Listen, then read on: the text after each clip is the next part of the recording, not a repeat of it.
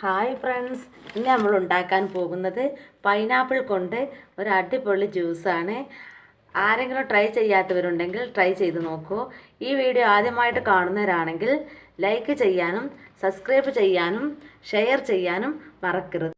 ഇത് മുഴുവനായി കണ്ടതിന് ശേഷം ഇതിൻ്റെ ഫീഡ്ബാക്ക് എന്നെ അറിയിക്കണം. എനിക്ക് വീഡിയോയിലിട്ട് കിടക്കാം. ഇതിനാവശ്യമായ സാധനങ്ങൾ: ഒരു പൈനാപ്പിൾ, ഇന്ന് 2 ടീസ്പൂൺ കസ്റ്റാർഡ് പൗഡർ വെള്ളത്തിൽ കലക്കി കട്ടല്ലാതെ ഉടച്ച് വെച്ചതാണ്. ഷുഗർ, ഇനി 1 കപ്പ് വെള്ളം ചൂടാൻ വെച്ചിട്ടുണ്ട്. ഞാൻ അതിലോട്ട് കലക്കി വെച്ച കസ്റ്റാർഡ് പൗഡർ ഒഴിച്ച് തിളപ്പിച്ചെടുക്കുക.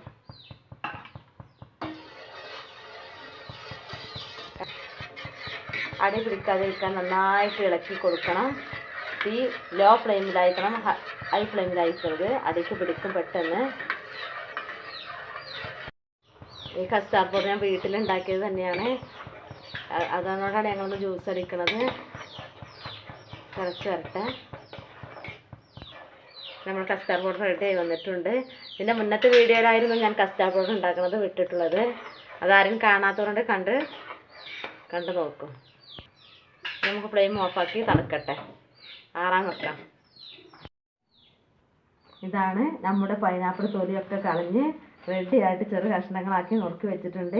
ഇനി ഇത് നമുക്ക് മിക്സിയുടെ ജാറിലോട്ട് ഇട്ട് കൊടുക്കാം. നമുക്ക് മിക്സിയുടെ ജാറിലോട്ട് ഓരോന്ന് ആഡ് ചെയ്ത് കൊടുക്കാം. നമ്മുടെ പൈനാപ്പിൾ എല്ലാം ജാറിലോട്ട് ഇട്ട് കഴിഞ്ഞിട്ടുണ്ടെങ്കിൽ ആവശ്യത്തിന് വെള്ളം ഒഴിച്ച് നന്നായിട്ട് അടിച്ചെടുക്കുക. എന്നിട്ട് നമുക്കിത് അരച്ച് മാറ്റാം.